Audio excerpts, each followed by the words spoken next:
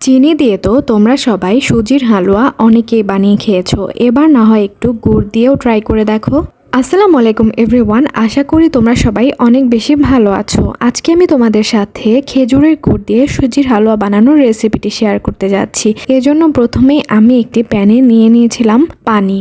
এখানে আমি বিশুদ্ধ ফিল্টার করা পানি নিয়ে নিয়েছিলাম, সেখানে আবার আমি দিয়ে দিয়েছিলাম খেজুরের গুড়। সেই সাথে আমি আরও দিয়ে দিয়েছিলাম হালকা একটু গরম মশলা অর্থাৎ দারুচিনি আর এলাচি, সেই সাথে একটুখানি ঘি।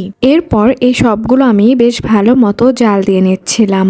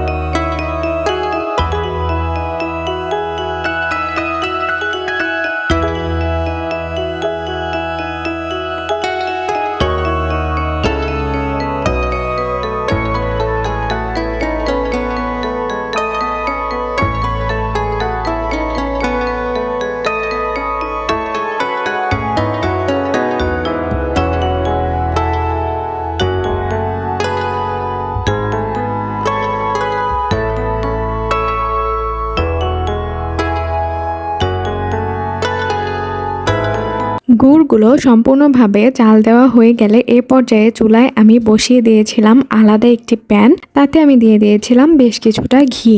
ঘি দিলে মূলত যে কোনো হালুয়ার যে একটা ঘ্রাণ হয়, সেই ঘ্রাণটা অনেক বেশি সুন্দর লাগে, খেতেও অনেক বেশি ভালো লাগে। ঘি দেওয়ার এ পর্যায়ে আমি আরও দিয়ে দিয়েছিলাম 1 কাপ সুজি। সুজিগুলো দিয়ে আমি বেশ ভালো মতো নাড়াচাড়া করে নিচ্ছিলাম, অর্থাৎ সুজিগুলো আমি ভালো মতো ভেজে নিচ্ছিলাম।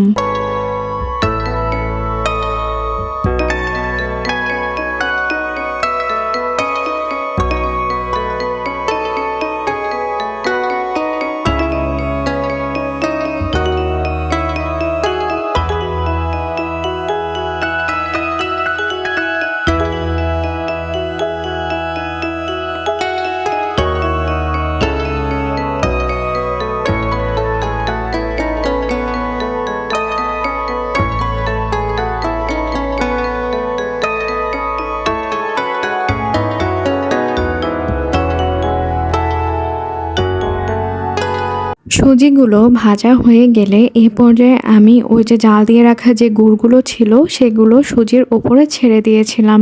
তারপর সুজি ভালো মতো জাল দিয়ে নিচ্ছিলাম। তো এ পর্যায়ে আমি দিয়ে দিয়েছিলাম 1/2 কাপের মতো গুঁড়ো দুধ।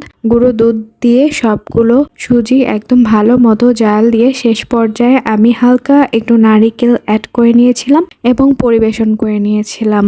তো আমার আজকের রেসিপিটি তোমরা বাসায় অবশ্যই ট্রাই করবে এবং আমাকে কমেন্টে জানাবে যে কেমন হয়েছিল। আমার কাছে তো খুবই ভালো লেগেছিল, তোমাদের কেমন লেগেছিল আমাকে জানাবে এবং আমার চ্যানেলটিকে সাবস্ক্রাইব করে আমার পাশে থাকবে। দেখা হবে তোমাদের সাথে আমার আবার পরে অন্য কোনো ভিডিওতে, অন্য কোনো রেসিপিতে। সে পর্যন্ত তোমরা ভালো থেকো, সুস্থ থেকো। আল্লাহ হাফেজ।